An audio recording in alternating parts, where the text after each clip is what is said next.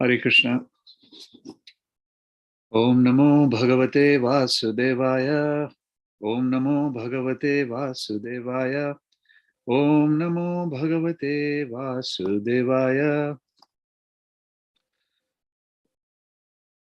Namo Namaste Svarashabhaya Satvatam Vidura Kashtaya Muhuku Yoginam Nirasta Samyata Samyati Shayena Radhasa Swadhamani Brahmani Ramsyate Namaha. Synonyms: Nama, Namaste, Namate. Let me offer my obeisances unto you. Astu, R, Rishabhaya.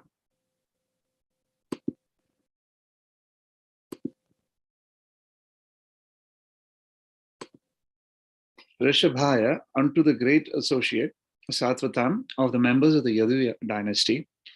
Vidura Kasthaya, one who is far from the mundane wranglers. Muhu, always. Kuyoginam, of the non-devotees. Nirastha, vanquished. Samya, equal status. Atishayena, by greatness. Radhasa, by opulence. Swadhamani, in his own abode. Brahmani, in the spiritual sky. Ramsite, enjoys. Namaha, I do bow down. Translation: Let me offer my respectful obeisances unto him, who is the associate of the members of the Yadu dynasty and who is always a problem for the non-devotees. He is the supreme enjoyer of both the material and spiritual worlds, yet he enjoys his own abode in the spiritual sky. There is no one equal to him because his transcendental opulence is immeasurable. Purport by His Divine Grace, A.C. Bhaktivedanta Swami Srila Prabhupada Ki Jai. There are two sides of the transcendental manifestations of the Supreme Lord Sri Krishna. For the pure devotees, he is the constant companion, as in the case of his becoming one of the family members of the Yadu dynasty, or his becoming the friend of Arjuna, or his becoming the associate neighbor of the inhabitants of Vrindavan as the son of Nanda Yashoda, the friend of Sudama, Sridhama, and Madhumangala, or the lover of the damsels of Rajabhumi, etc. That is part of his personal features, and by his impersonal feature, he expands the rays of the Brahmajyoti, which is limitless and all-pervasive. Part of this all-pervasive Brahmajyoti, which is compared to the sun's rays, is covered by the darkness of the Mahatattva. And this insignificant part is known as the material world. In this material world, there are innumerable universes like the one we can experience. And in each of them, there are hundreds of thousands of planets like the one we are inhabiting. The mundaners are more or less captivated by the unlimited expansion of the rays of the Lord, but the devotees are concerned more with his personal form, from which everything is emanating. Janmadi asya yatha. Let me read that again. The mundaners are more or less captivated by the unlimited expansion of the rays of the Lord, but the devotees are concerned more with his personal form, from which everything is emanating. Janmadi asya yataha. As the sun rays are concentrated in the sun disk, the Brahmajyoti is concentrated in Goloka, Vrindavan, the topmost spiritual planet in the spiritual sky. The immeasurable spiritual sky is full of spiritual planets named Vaikunthas, far beyond the material sky. The mundaners have insufficient information of even the mundane sky, so what can they think of the spiritual sky?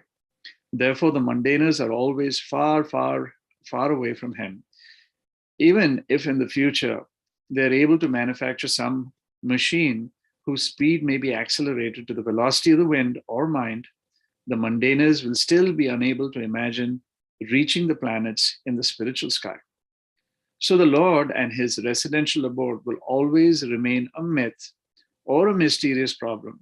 But for the devotees of the Lord, But for the devotees, the Lord will always be available as an associate.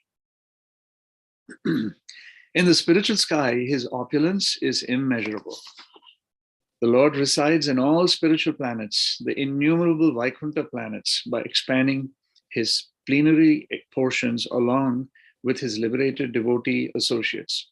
But the impersonalists who want to merge in the existence of the Lord are allowed to merge as one of the spiritual sparks of the Brahmajyoti. They have no qualifications for becoming associates of the Lord, either in the Vaikuntha planets or in the supreme planet Goloka Vrindavan, described in the Bhagavad Gita as Madhama, and here in this verse as Swadhama of the Lord. The Madhama or Swadhama is described in the Bhagavad Gita, chapter 15, text 6 as follows. Na tad bhasyate suryo, na shashanko, na pavakaha, yad gatva na nivartante, tad dhama paramam mama. The Lord Swadhama does not require any sunlight or moonlight or electricity for illumination. The Dhamma or place is supreme, and whoever goes there never comes back to this material world. The Vaikuntha planets and the Goloka Vrindavan planet are all self-illuminating, and the rays scattered by those Swadhama of the Lord constitute the existence of the Brahmajyoti, as further confirmed in the Vedas like the Mundaka Upanishad, Katha Upanishad, and Svetasvatara Upanishad.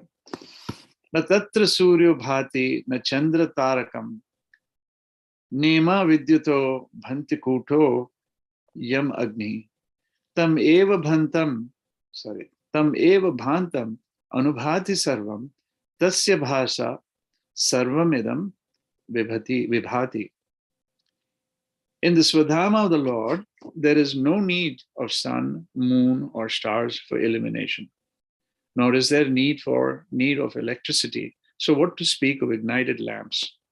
On the other hand, it is because those planets are self-illuminating that all effulgence has become possible. And whatever there is that is dazzling is due to the reflection of that Swadhama.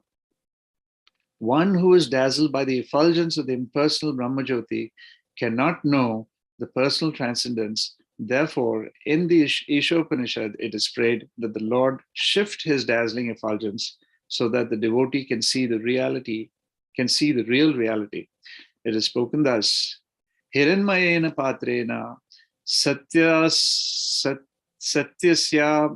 pihitam mukham tatvam pusham apavarno satya dharmaya drishteye. O Lord, you are the maintainer of everything, both material and spiritual, and everything flourishes by your mercy. Your devotional service or bhakti yoga is the actual principle of religion, Satya Dharma, and I'm engaged in that service. So kindly protect me by showing your real face. Please, therefore, remove the veil of your Brahma Jyoti rays so that I can see your form of eternal bliss and knowledge. Om Ajnanatimarandasya Gnananjana Shalakya Chakshurunmilitam Yena Tasmai Sri Guruve Namah Sri Chaitanya Manobhishtam Sthapitam Yena Bhutale Swayam Rupa Kadamayam Dadati Swa Padantikam Vancha Kalputarubhyascha Kripa Sindhubhyevacha Patitanam Pavanebhyo Vaishnavebhyo Namo Namaha Sri Krishna Chaitanya Prabhu Nityananda Sri Advaita Gadadhara Shivasadi Gaura Bhaktavinda Hare Krishna, Krishna Krishna, Hare Hare, Hare Rama, Rama Rama, Hare Hare. Hare Krishna, everyone, and thank you so much for joining. Today we're going to discuss text 14 from chapter 4 of Canto 2 of the Srimad Bhagavatam. So I was thinking what the title should be for this text, and after much thought and based on what I'm about to discuss, I decided, I was inspired, I should say, to have the title as Transcendental Knowledge over Speculation, the Path to Perfection. And we'll discuss a little more about that, right? So that's going to be one of the primary points that I'd like to make today, and for our takeaways as to why transcendental knowledge is better than speculation. So, to put things in perspective, Canto 2 of the Srimad Bhagavatam deals with three major topics. One is to do with the yoga processes. The other one is to do with the universal form of the Lord, which then leads to the third, which is the creation of the universe and creation of everything in and out of this material universe. So chapters 1 through 3 deal with the yoga processes, as we've been discussing. Chapters 4 through 7 deal with the universal form of the Lord. And chapters 8 through 10 deal with creation and the philosophical basis of the Srimad Bhagavatam. So right now, chapter 4 through 7, after praying for, empowerment by the Supreme Lord, Sukadeva Goswami is describing how Lord Brahma creates. First, the Supreme Lord Vishnu himself creates. He creates the ingredients for the universe. Then Brahma meditates upon the universal form of the Lord Vishnu and offers him sacrifice with ingredients from the Lord's universal form or universal body. And after that, Brahma creates. So we need to remember that the material universe is only a very tiny part, as big as we think it is, and we're finding out. It is still very, very small relatively speaking, compared to the spiritual world. It is said in the scriptures that it is only 1/4 or 25% of the entire creation of the Lord. So that kind of gives us some of the perspective as to where we are in this material universe. And that material universe has billions and billions and billions of galaxies. And each of these galaxies has millions of planets, maybe even billions of planets. And then of these planets, there are, these planets also belong to millions of solar systems or systems that contain a star, right? So the star provides the light that we need to sustain life on our planet. So as Sukadeva Goswami recommends in the last chapter, he says, Akama sarma kamova, moksha kama udharadi, right? So he says, regardless of one that is full of desires or desireless, or one desiring liberation, eventually they all need to understand that Lord Krishna is a Supreme Personality and they need to come to him, right? Even a few weeks ago, I discussed the topic in terms of why demigod worship is okay, but it is not the best for all the good reasons, because they are also getting the powers from Lord Krishna himself. Krishna is the Supreme Personality of Godhead. There is no question about that. The scriptures very clearly state that. So we're talking about the importance of that in terms of why gaining that knowledge. And that's precisely why Parikshit Maharaj, even though he's coming from the family where Krishna was a very, very close relative, right? In spite of knowing who Krishna was, and in spite of being protected and saved by Krishna, even in the womb of his mother, right? When he was still a little, he was still the fetus. Parikshit Maharaj is asking these questions. And keep in mind, the scene is so intense because he has only so much time left before, he leaves this planet Earth. So why is he asking these questions? Because he understands that there is importance of understanding the Supreme Personality, who the Supreme Personality is. And Sukadeva Goswami is also not, skimming over things, but he's actually spending time to explain to Parikshit Maharaj, and in doing so, explaining to all of us and everyone in the audience there as to, the greatness of the Lord, and how he is the ultimate creator, and all creation is coming from him, right? Once that is put in perspective, then it becomes easier to then lead into the pastimes of the Lord.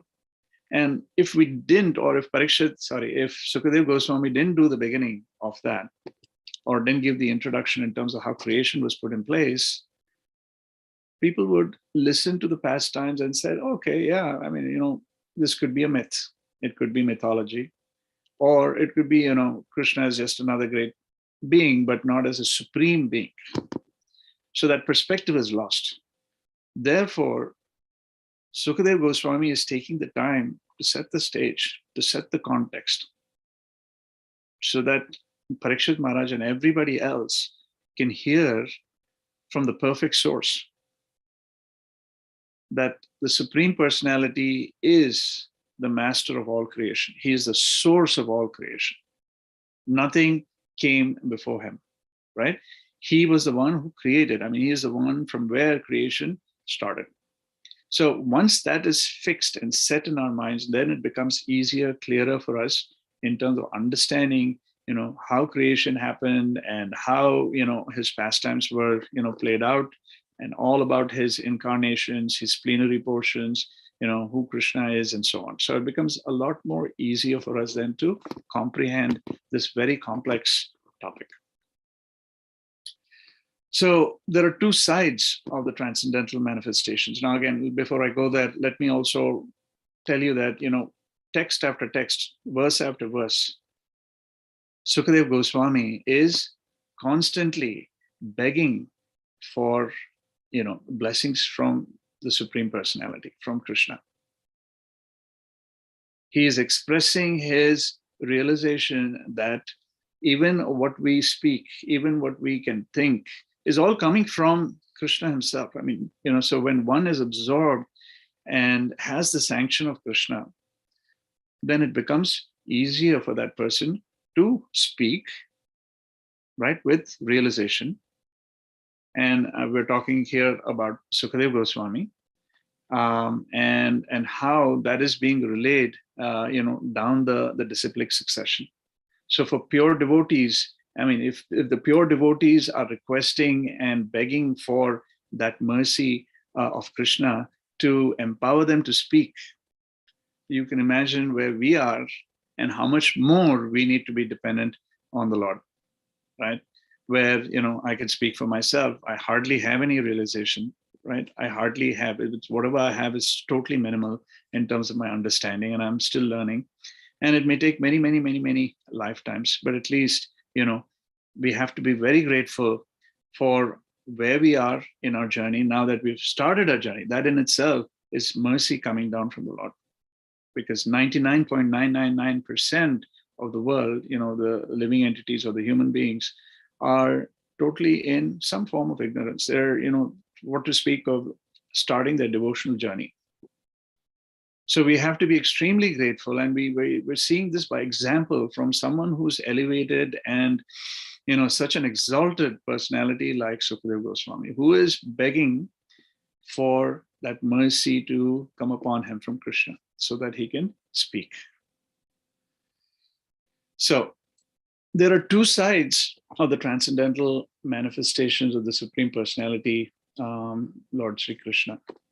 There is the personal feature, which we see as, the cowherd boy playing with his friends in Vrindavan. And then there is the impersonal feature of the Lord, which is referred to the effulgence or the Brahmajyoti, right? Now, we may go back in, down memory lane and think about the early science classes that we took, right? And we learned about the solar system, we learned about the sun, the planets, and the moon, and so on, right? And many of us can look back and we can see that even though after all these years, right, we've left behind those years of inquisitiveness, science really hasn't made that much progress.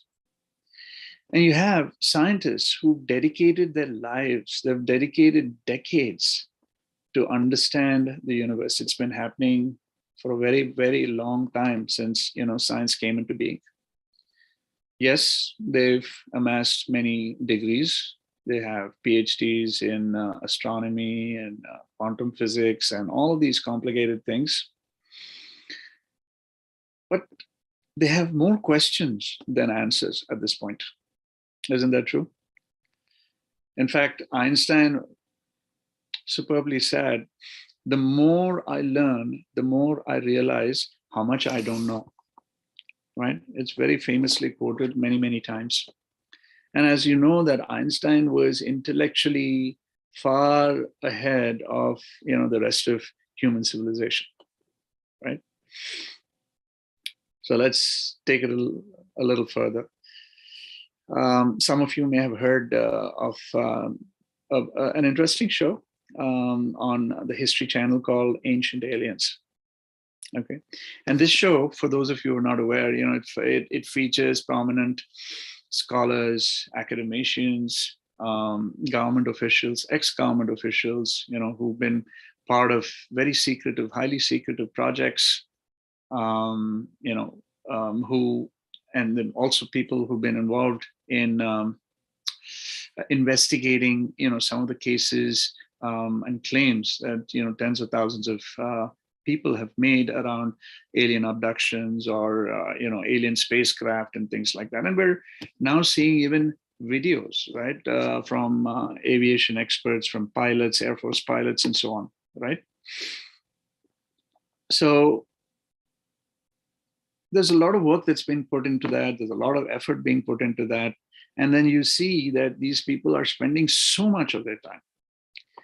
And guess what? Even after all these years, decades and decades and decades, and how much? I mean, these guys are constantly absorbed. They have 24/7, 365 observation sites set up, around key points on the Earth, looking out into space, observing planets, observing the movement of these planets, observing extraterrestrial, phenomena that is happening. And there's day and night, day and night, day and night, day and night. There's never a gap. There are instruments that are constantly recording. I mean, they're spending so much time, money, and effort. And guess what? After all of that, the biggest finding from the mainstream of scientists is we are not alone. Really? So you're saying that you spent years and years, decades and decades, and of advanced studies and all of this effort only to come and tell us that we're not alone in this universe? I mean, I find that extremely, and I'm sure you do as well, right? We're sending rockets to the moon. We're spending multi-million-dollar, we're sending multi-million-dollar telescopes out into space, and all of that is taxpayer money. Right? And it's all going there. And after all this, your conclusion is, hey, we're not alone in the universe. Wow. Okay.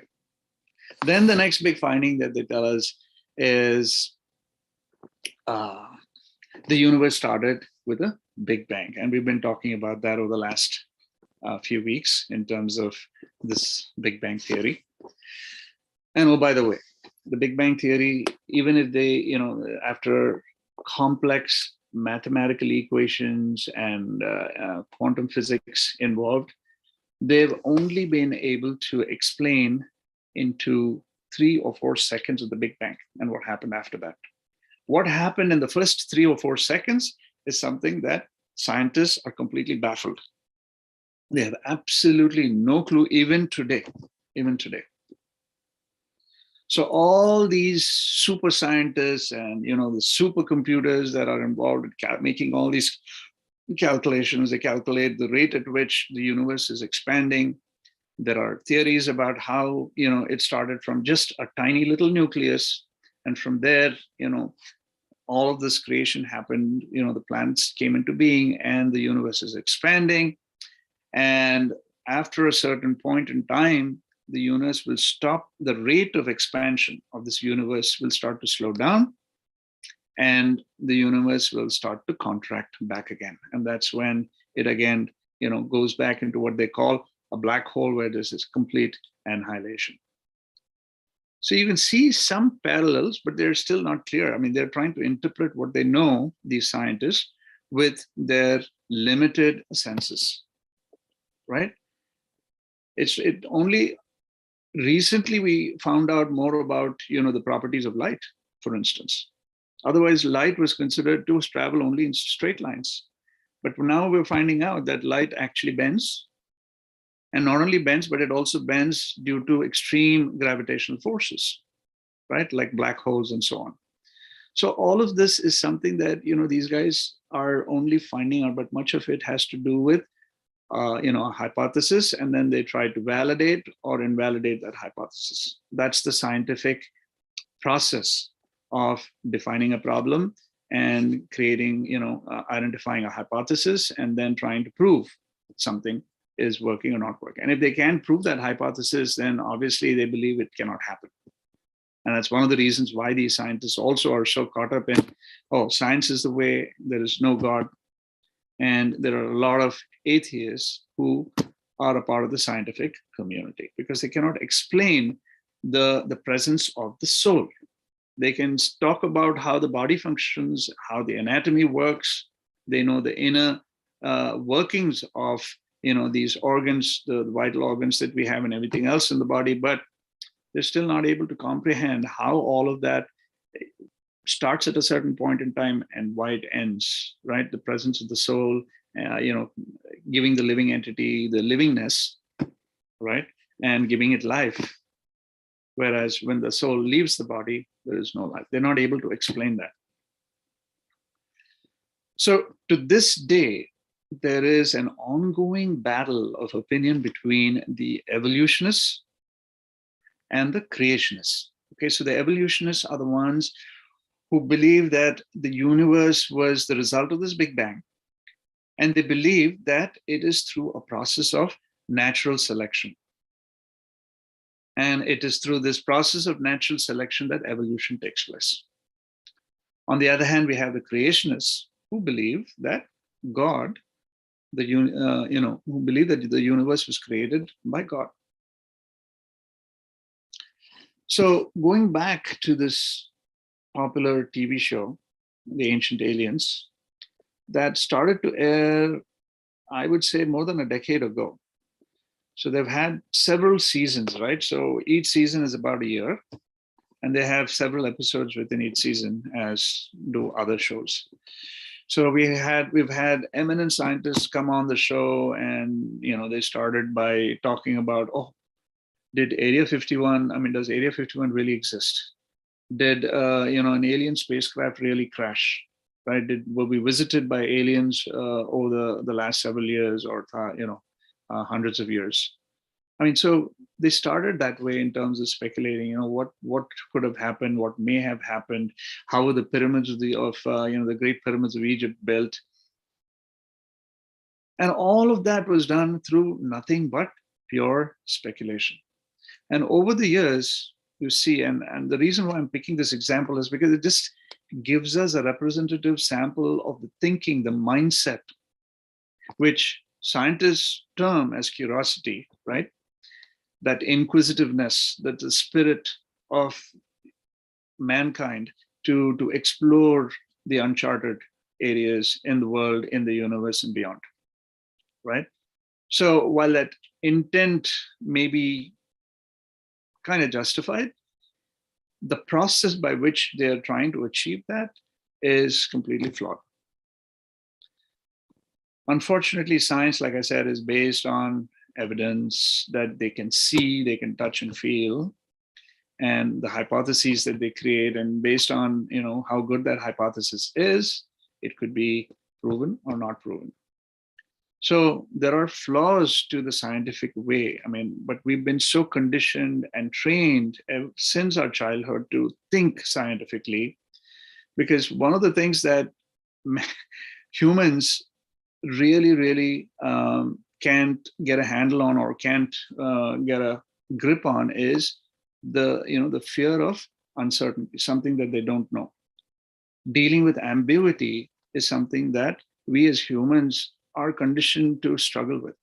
We want everything to be very clean and clearly defined so that we can relate to it. We know that the sun rises from the east and it sets in the west, and all of that. So we just need to have all of those details clearly defined for us. And so that's where science plays a role. Okay, so all of that, again, there's a lot of speculation, and that speculation is also interpreted as science. And as we know it, like I took an example of how the properties of light are now being redefined to say that light actually it doesn't always travel in straight lines. It travels in straight lines up to a certain point. After that, it is also susceptible to bending, right? So there are laws that are being redefined and adjusted as we find out more. So fast forward, this show has now been talking about, even quoting from the Mahabharata, from the Ramayana, from the Bhagavad Gita as well, stating the extraordinary powers of these intelligent beings, these ancient beings that are able to summon the most devastating weapons of mass destruction just by meditating. And that civilization, as we know it, is not just less than 10,000 years old, because science says, after the great ice age and everything, after the dinosaurs were wiped out about 100 million years ago, that's when life as we know it started beginning. And when they can trace human life back to about 10,000 years. So even when they initially when they dated the pyramids of Egypt, for instance, it was, they would have built it about 7,000 to 8,000 years ago. But now those estimates are changing too, as we speak. Like I said, science is constantly moving. It's a moving target, all right? As they find out more, they're readjusting the principles, the laws, and their speculation is also changing. And it's, again, very, very speculative. So now all of a sudden they're saying, the pyramids of Egypt were not just built by human beings, meaning, because calculus and, using engineering methods to be able to move these huge, very, very huge, large, heavy blocks of stone and putting them in precise locations, right? So that the pyramid could be perfectly, created. I mean, it takes a lot of calculations and things like that as we know it, and you need equipment too, right? And in those days, 6,000 to 7,000 years, if it were true, they didn't have the kind of equipment. They didn't have the material handling equipment or the wherewithal to be able to actually put that in place. So now the new speculative mindset of these so-called scientists and archaeologists is that those were actually levitated by these ancient beings. That's the only way it could have happened. Otherwise, how could they have, accomplished something like this in a short period of time, in the lifetime of a pharaoh, for instance. So anyway, so these are the kinds of interesting but wasteful speculations that continue to happen. All it would have taken for them is, to have spoken to one of our devotees, or even have read the Srimad Bhagavatam, and all the answers are in there. Everything is in there. How God created the universe, how the universe is where it is now, what are the different components of the universe, what are the aspects of the universe, and so on. But you see how the nature of the mundaners is to invest their time and life in nothing but speculation.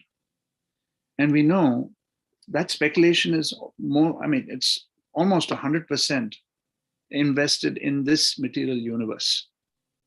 And we know that there is the spiritual sky, which the Bhagavatam tells us, that is much bigger, way, way, way, way bigger than what we have. So if our scientists are still focused on just the material universe as we know it, which is nothing but temporary, it is just a waste of time. So it is best said by Sukadeva Goswami, where he says, Ayur harati vai pumsam udiyan astam chayan asav tasyarte yat kshano nita uttama sloka vartaya. Both by the rising and the setting of the sun decreases the duration of life of everyone, except one who utilizes the time discussing the topics of the all-good personality of Godhead.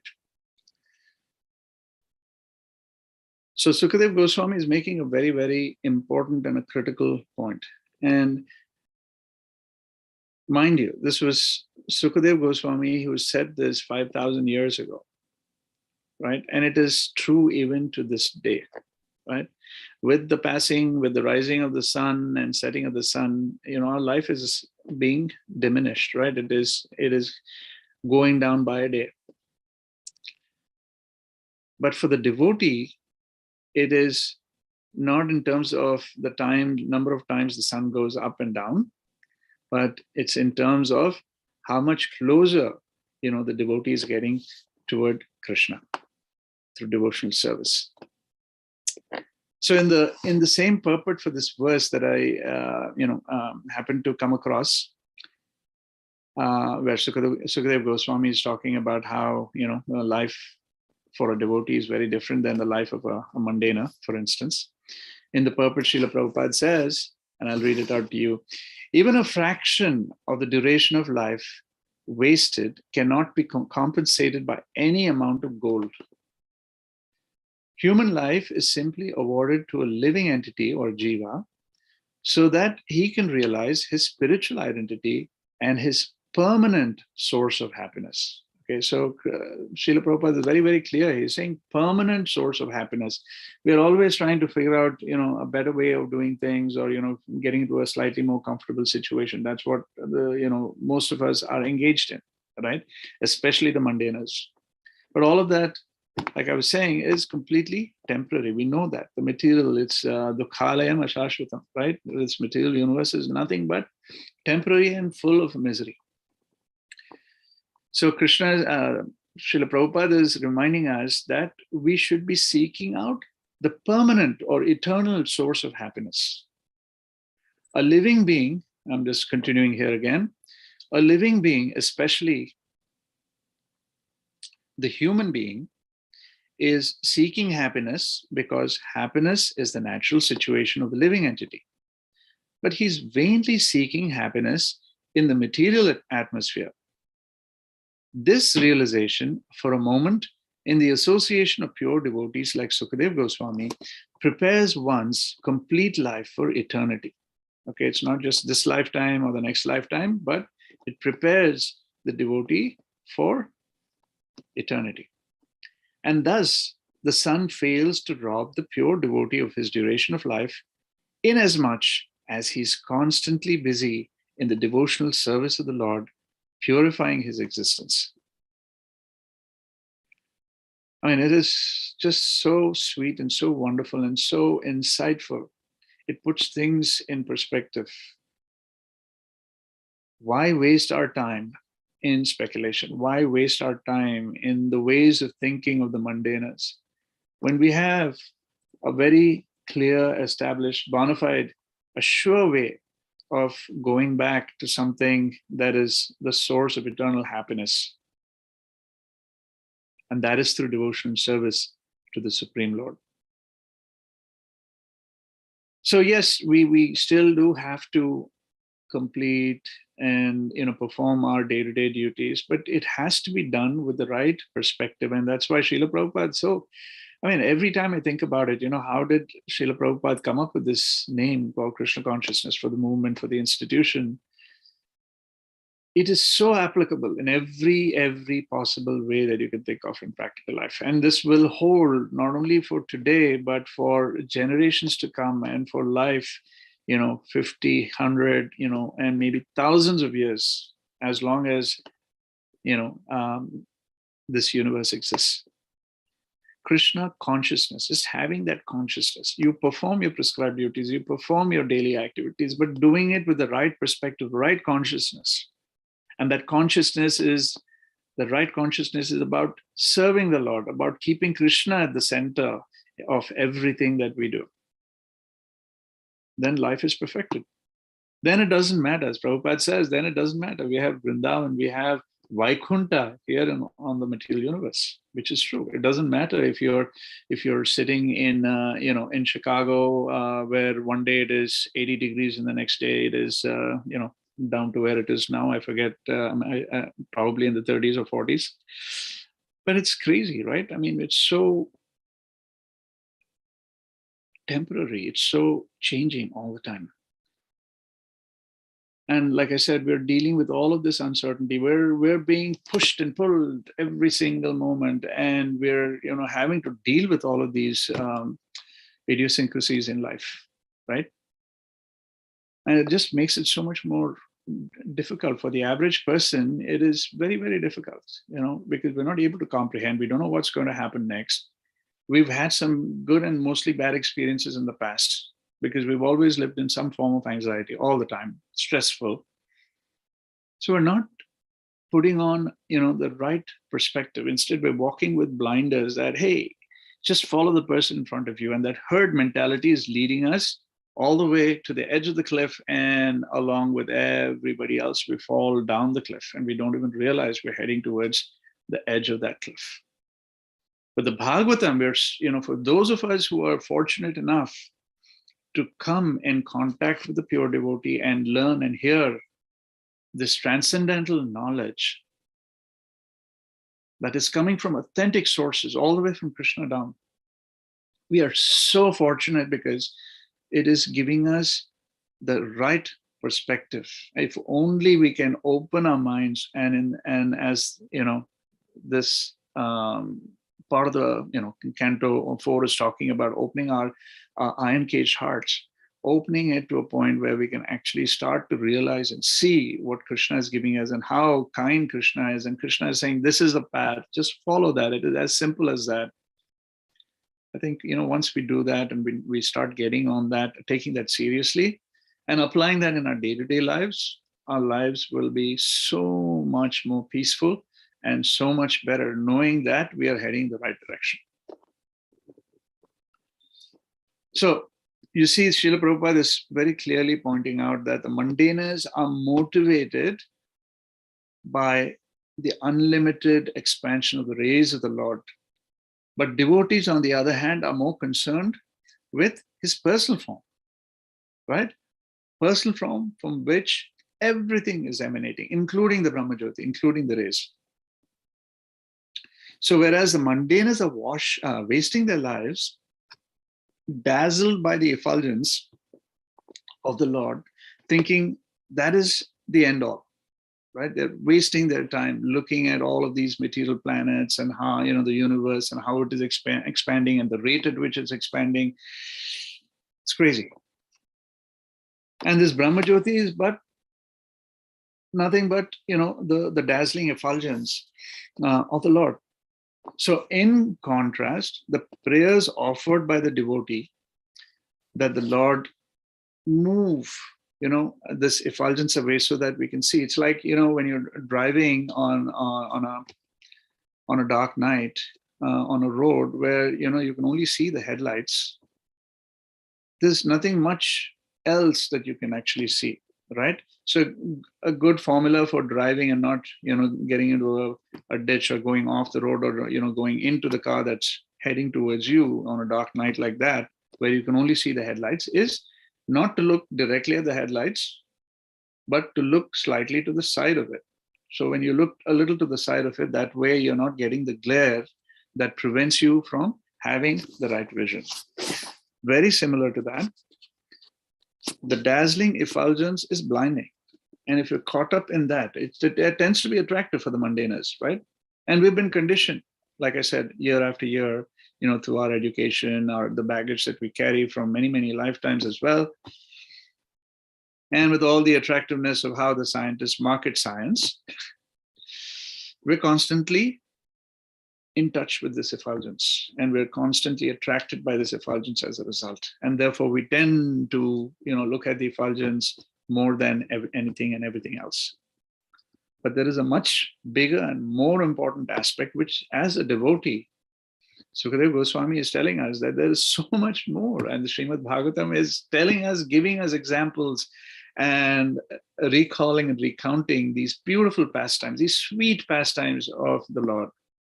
That's his personal form. And that's where our energy should be, and our concentration, and, as Srila Prabhupada said, our consciousness should be invested.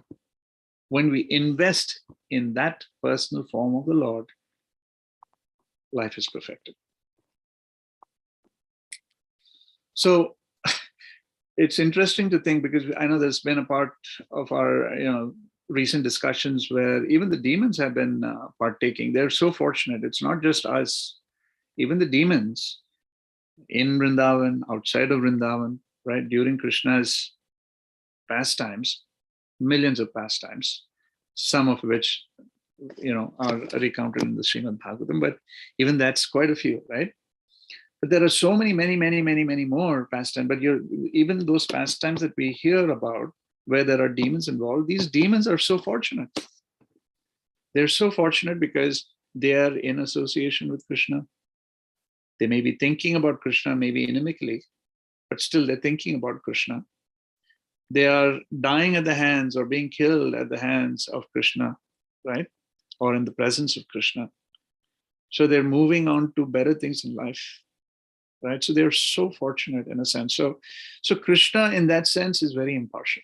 He is very impartial whether it is, a devotee or not, right?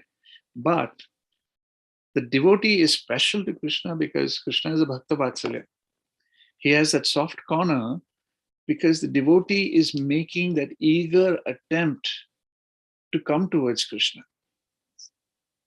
right? A father will still be a father to all his children. But the child that is reaching out to the father and is having loving exchanges with the father is, has that soft corner for that child, right?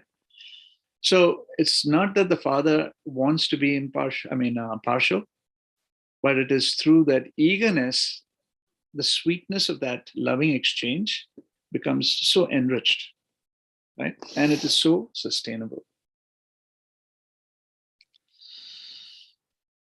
Now, going back to, traveling through space and all of those things which the mundaners are so involved in, even the slightest of accidents, and it brings up an interesting point. As I was, contemplating on this verse, one of the things that came to my mind was, think about all of these astronauts there, getting into these tight spaces within, the rocket, for instance, and then it is launched into space. And then once they go into space, some things work, some things don't work, and they have to, step outside of the spacecraft and they have to fix it. They're floating in space. All of these things are really dangerous, so many millions of times more than here on Earth, because in space there's only so much you can do, right? And you're also restricted by this crazy, goofy outfit that astronauts have to wear. They may even end up going to other planets. They may land on the moon, they may land on Mars, they may land in other distant planets. But think about it, they're landing in spaces where it's not conducive to life as we know it, right? We have water, we have oceans of water here, but in other planets there's oceans of sulfur or sulfuric acid, for that matter. There's gases like methane, they're toxic. So one cannot just, walk around, run around and breathe like we do here on Earth, for us human beings at least. There may be other forms of life, right? But for human beings, I'm talking about. So then they still have to be restricted to their spacesuits. And even if there's a slightest tear in that spacesuit, for whatever reason, either debris flying or they, hurt, tearing it by themselves or something like that, those are like accidents waiting to happen, right? Especially in space. We're out of our control environment. We're out of the safety and the safety of our living environment as we know it, right? So anything could happen. And if that does happen, chapter close for that individual. The person will die almost instantaneously. Now, when they do die in space, what do you think happens? In fact, when accidents do happen and people die, they're even given a send-off in space. The body is shot out into space. So what to speak of these accidents happening where, no one is around and they die. The body dies. The body is certainly not going to come back to this earth, but the soul will, right? The soul in all likelihood is going to come back to this material universe. And again, I'm talking about within the context of the material universe. But for a devotee, on the other hand, just contrast that. As I was thinking of this, I was thinking, the devotee is not messing with all of this. Instead, we are absorbed in learning, accepting, and realizing that Krishna is the ultimate creator. All of this creation belongs to him and it's coming from him. Our own objective, our only objective in life is to be engaged in pure devotional service. And that in itself takes a journey. I mean, it's a journey to get to that point, but at least our mind, our intent is now being redirected and rechanneled through, the fortune that we have through the pure devotees, where we are engaged in those kinds of activities, right? Devotional activities, preliminary maybe, very nascent, but at the same time, they're on the right path. So Krishna tells us that, as long as you're engaged in those activities, the body may perish and will perish at some point in time. We all have a finite beginning and an end here in the material universe. The body may perish, but the soul is certainly at some point going to go back to the spiritual world, to the spiritual skies. So, in contrast, the mundaners are expending all of this energy, and if something happens to them in space, the body goes out into the material universe. It's floating around in space. The soul may come back to this material universe, but for the devotee, on the other hand, the body will perish in this material universe, but the soul will go to the spiritual world, right? That kind of resonated with me big time, as I was going through this verse and I was thinking about it. And so that transcendental knowledge is so key as a result for us to be able to put things in perspective and stay focused in what we're trying to do here as devotees, right? And when that realization sinks in, then this Hiranmaya or Hiranmaya Patra, as it is quoted here, one realizes that Krishna is the Supreme Personality. He is Vasudeva Sarvaniti, right? He is the Brahman, he is the Brahmajyoti, and he is also the Paramatma, right? He's all of it. He's the absolute, and that is the absolute truth that we talk about. And when that happens, and when that realization sinks in, is when Krishna says in the Bhagavad Gita, what does he say? Janma karma chame divyam evam yo veti tattvataha tatya deham punarjanma naiti mameti. So Arjuna, he says, for those who understand and realize those transcendental activities of mine, my appearance, for those people there is no rebirth. Those people are taken to the spiritual world from where they do not come back, and they do not have to come back to this miserable material universe. So it is transcendental knowledge, not mental speculation, that helps us develop this faith that is required for devotional service. So Sukadeva Goswami is therefore systematically explaining this transcendental knowledge to Parikshit Maharaj and all those present there about who Krishna is and why he is the supreme creator, before then getting into the pastimes of the Lord. So there are about 4 minutes left. I'd like to stop here and see if there is any discussion, any questions, comments you may have.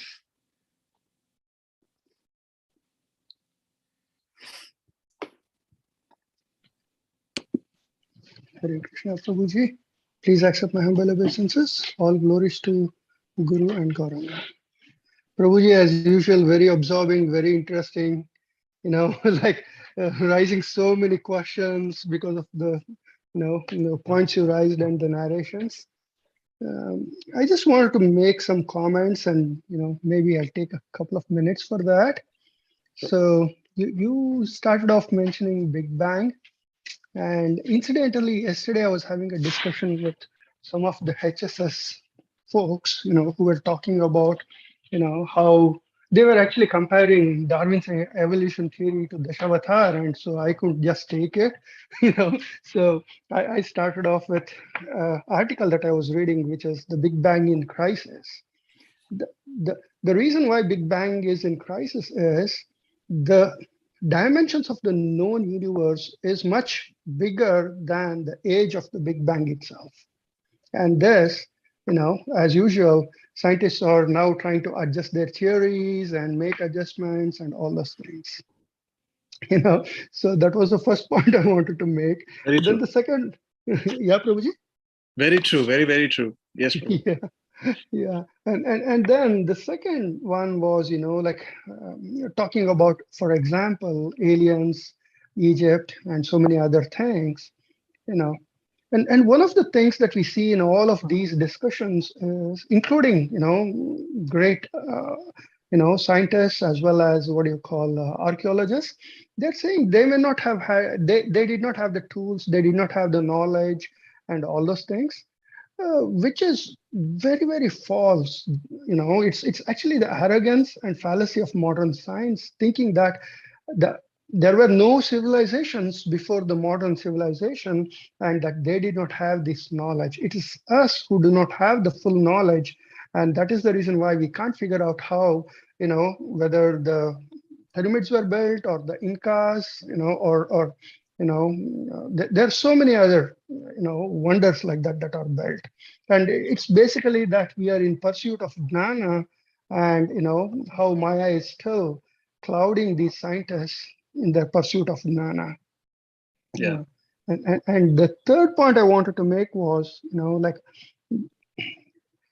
in the medieval time, the Europeans particularly, they went from the contract with the Lord to a contract with the social. They went to a social contract, meaning, they said there is no God involved. We don't report to the Pope or anyone else.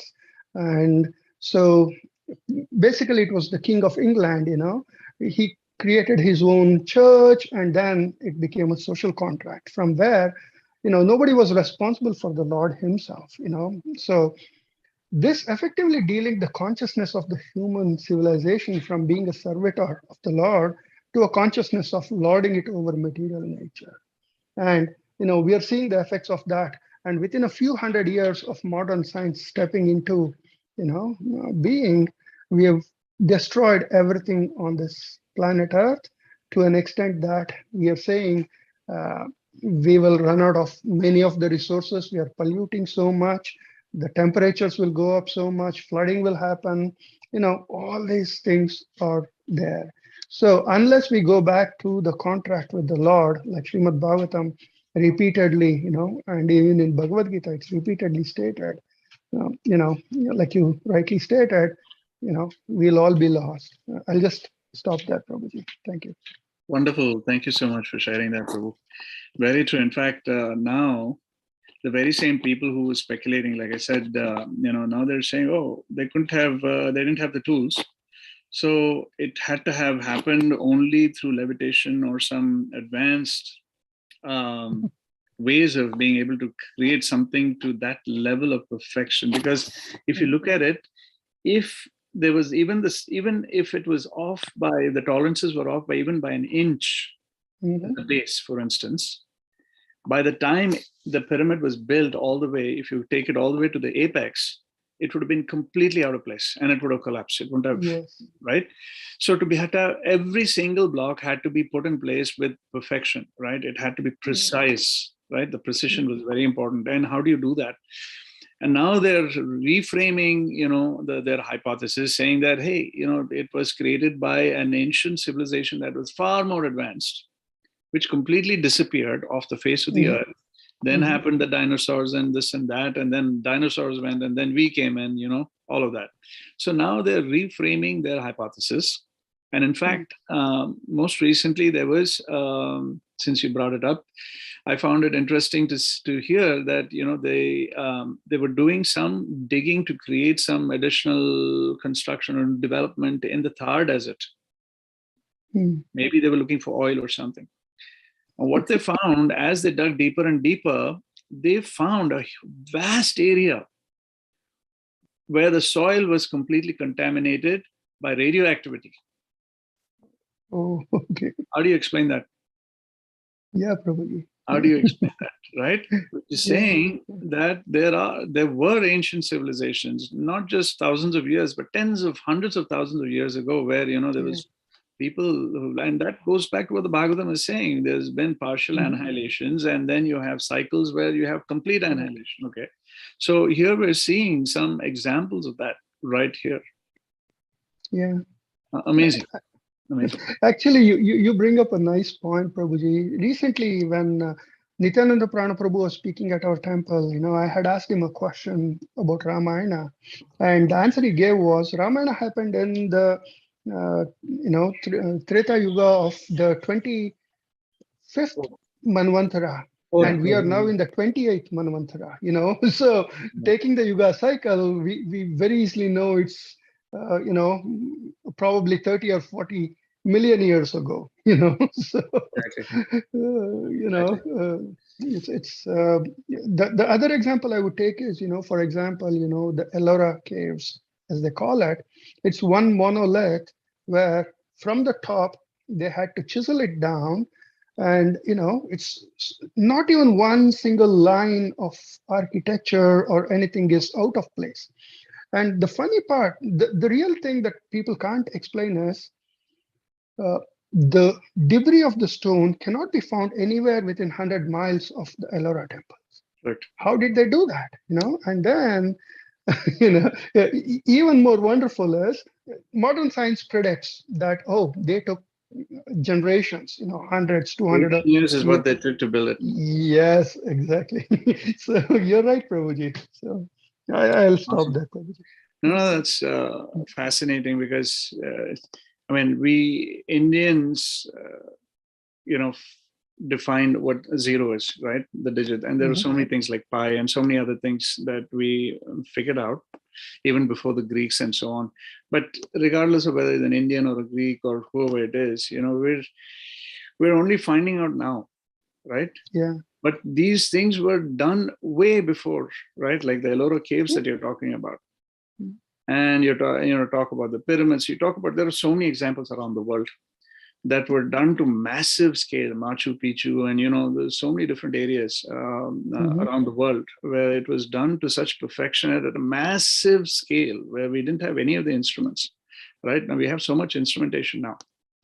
You're absolutely right. So yes, so why even go down that path of speculating as to how and why and who and all of that? So just it's simple for all of us if we just accept with an open heart what we're hearing from the Bhagavatam, from the bona fide source. That's the easiest way I can think of. Why even fight it? When I look back in all of the academic qualifications that we tend to collect over the years, is more so for our day-to-day life. But hey, guys, don't get caught up in that. That's what I would tell the youngsters and say, it's not about your grades. It's not about taking that so seriously. It is a way of sustaining your daily bread, your life, or the material living, for instance, or your sustenance. But beyond that, put things in a bigger perspective, which is really the spiritual concept or conception of this whole purpose of life and why we're here to do what we have to do. I think that's where Srimad Bhagavatam is giving us all of these ways in which we can very clearly see the purpose of our life and where we should be headed. It's just reinforcing day by day as we read the Srimad Bhagavatam. We're uncovering so many, and even when we read the same verse multiple times, there's so much coming out of it which is clearly exhibiting and demonstrating to us the value of human life. So we need to continue down that path. That's it. Simple as that. It's not complicated. Thank you, Pooji. Thank you. I know we're a few minutes over. Anything else that comes to your mind? anything I may have missed. And these chapters are only going to get more and more interesting as we go from here. We're getting into more of the creation. We're going to be talking more about, the 10 subject matters of the Srimad Bhagavatam as we get towards the end of this canto.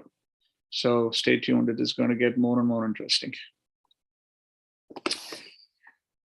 If there's nothing else, then I'll take your permission and thank you again for bearing with me and putting up with me. Thank you so much. Enjoy the rest of your day. And for those of you who may be aware, there is some gardening work where Narendra Prabhu is doing some good work in terms of setting up like a community garden and a rose garden in the new facility, right? For that will continue even after the new facility is put in place. So if you'd like to join, that would be nice between 10 and 12 today.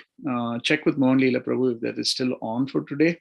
It may be pushed out to next week also, but that is something that we can start thinking about in preparation also for the Mother's Day planting that we're planning to do around the temple premises.